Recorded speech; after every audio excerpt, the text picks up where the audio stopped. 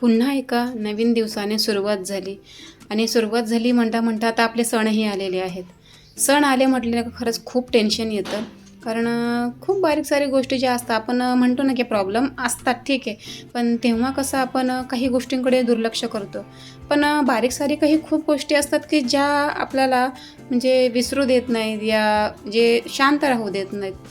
तर तुम्हाला काय सांगायचं, घराच्या बाहेर निघालं म्हटलं ना ते सगळं समोर असं दिसतं आणि त्यांचे मुलांचे जे प्रश्न असतात ते प्रश्नाला उत्तरं देऊन देऊनच अक्षरशः मन भेडसवायला होतं. सुचत नाही की त्यांना काय उत्तर द्यावे काय. आता आज अशी शाळेत मी चिमूला सोडायला गेली होती आणि चिमूचे प्रश्न की मम्मी इथे सेल का लागला आहे, इथे गर्दी का आहे, इथे दुकानामध्ये हे असंच का आहे तसंच का आहे. तिला आता भरपूर गोष्टी कळतात, असं नाही की कळत नाही, पण समजतात तरीसुद्धा ती विचारते. कारण लहान मुलांचं बोलणं कसं असतं तुम्हाला माहितीच आहे. असे विचारून विचारून मग त्यांना वाटतं की जे काही म्हणत आहे ते आपण बोलू. तर तिला सांगितलं बाई दिवाळी आले, दिवाळीच्या निमित्ताने दुकानात गर्दी आहे, शॉपिंग करतात लोक हे ते. मग तिलासुद्धा प्रश्न पडला की मग आपण का नाही शॉपिंग करत.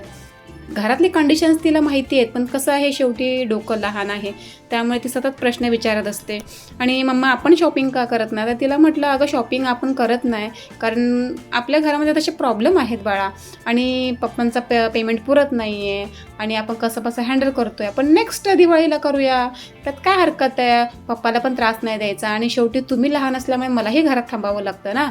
त्यामुळे बाळा म्हटलं असं. मग हे लोक कसे काय करू शकतात, त्यांना काय प्रॉब्लेम नाही आहेत का. म्हणजे तिचे प्रश्न बघा किती आहे की दुसऱ्यांना खरंच बाकीच्या पब्लिकला काहीच त्रास नाही का, ते लोक कशी बिनधास्त शॉपिंग करतात. म्हणजे तिच्या मैत्रिणी वगैरेही गप्पा मारतात की आम्ही काल शॉपिंगला गेलो होतो. आता काल जसा रविवार गेला तर भरपूर जणांनी समजा ऑलमोस्ट जेवढे असतील तेवढे सगळ्यांनी रविवार असल्यामुळे शॉपिंग केली असेल. मग त्या गॉसिप होतात आणि आजकाल तुम्हाला माहितीच आहे की लहान मुलं किती ॲक्टिव्ह आहेत, सगळ्या गॉसिप्स करून ते मोकळे होतात. तर खूप साऱ्या प्रश्नांना उत्तरं द्यावी लागतात. म्हणतात ना मोठी माणसं काही गोष्टी लपवतात या शांत राहतात या ॲडजस्ट करतात, पण लहान मुलांच्या डोक्यात ज्या प्रश्न आहेत ना त्याला आपण काहीच करू शकत नाही. आणि ह्या सगळ्या प्रश्नांनाच म्हटलं थोडंसं आपण क्लिअर थोडंसं तिला उत्तर द्यावं. म्हणजे काहीतरी कुठल्या तरी गोष्टीतून की ठीक आहे आपण पण बाबा शॉपिंग केलेली आहे म्हणून साडी चूज केली. म्हटलं ह्या एखाद्या साडीचं म्हटलं बाहेर जरी शिवायला दिला तरी त्या बाईला म्हणजे 250-500-600पर्यंत तिला शिलाई तर द्यावीच लागेल आणि ती एक्स्ट्रा शिलाई द्यावी कुठून, स्वतः नाही कसं कसं कुठल्या भाषेत बोलावं तेच कळत नाही आहे, कशी शिलाई द्यावी. तर म्हटलं आपण ट्राय करावं पण आपल्याकडून बिघडणार नाही हे खूप काळजी घ्यावी लागेल. आता फायनली साडी बाहेर काढले. बघूया ह्या 2-4 दिवसांमध्ये मला जमते का, प्रयत्न करते मी. फक्त एवढंच की काही ऑलमोस्ट खराब होऊ नये. ठीक आहे कलर छान दिसतोय तो निळा, तो दुसरा भगवा कलर बाजूला ठेवला, निळा घेतला. सो ह्या निळ्या साडीचा ट्राय करते ड्रेस शिवायला लॉंगमध्ये, म्हणजे जेणेकरून तो होईल व्यवस्थित माझ्याकडून आणि काही खराब होण्याचे चान्सेस होणार नाही. कारण लॉंग ड्रेसला काही हरकत नाही, कारण थोडीशी आयडिया मला आलेली आहे तर त्याचा मी प्रयत्न करेन. तेवढीच जरी ड्रेस बघून जरी ती खुश झाली तरी खूप आहे.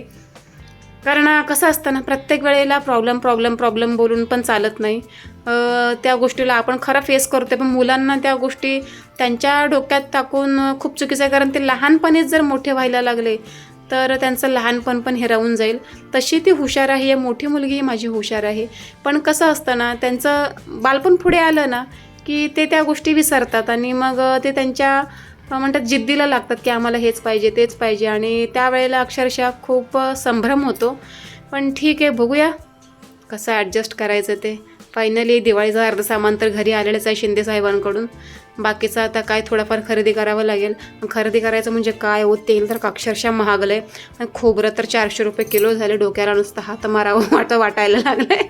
लास्ट टाईम मला आठवते आय थिंक 60 रुपये ना 24 240 रुपयानं काहीतरी खोबरं होतं आणि खोबऱ्यानंतर अक्षरशः उंच भरारी घेतलेली आहे. पण तरीसुद्धा गृहिणी असतात त्या का दिवाळीसाठी खरेदी करतातच ह्या सगळ्या गोष्टींची. कारण आता तुडुंब अशी गर्दी भरली असेल दुकानांमध्ये खरेदीसाठी. तर मिस्टरांना मी कालही सांगितलं होतं की नॉर्मली आपण काय जास्त बनवायचं नाही, कारण कसं लहान मुलं हे काय बाकीच्या गोष्टी खात नाही, फक्त ते खारी शंकरपाळी जिऱ्याची शंकरपाळी ते खातात आणि करंजी वगैरे काय खात नाही. त्यामुळे आपण ऑलमोस्ट काय वेस्टेज करायला नको. कसं आहे ना आपण एनी टाईम आतापर्यंत सगळ्या गोष्टी करत आलो, पण आता जेव्हा प्रॉब्लेम आहे त्यावेळेला थोडासा हात हा बांधावाच लागेल, कारण ह्याला त्याला मागण्यापेक्षा आहे ना स्वतः काही गोष्टी हँडल केल्या ना तर ते बरं पडेल. कारण कसं आहे, प्रत्येकाला सांगून या मागून ती लोकच आपली निंदा करणार, चेष्टा करणार, मस्करी करणार आणि ते योग्य वाटत नाही आहे, त्यामुळे नको. आणि यावेळेला तर माझी अक्षरशः अजून मोठी पंचायत झालेली आहे की रेशनिंगचे तांदूळसुद्धा माझ्याकडे नाही आहेत. त्यामुळे अक्षरशः काल मी मॅड झाली, पागल झाली. आता तो मॅटर खूप वेगळाच आहे, पण काय बघू आता. सो एक माझे इथे म्हणजे जे खूप चांगले गृहस्थ आहेत ते बघू त्यांना विचारून, कारण तांदूळ देत आहेत का ते कमी किमतीमध्ये मला तांदूळ देतील, आय थिंक देतील.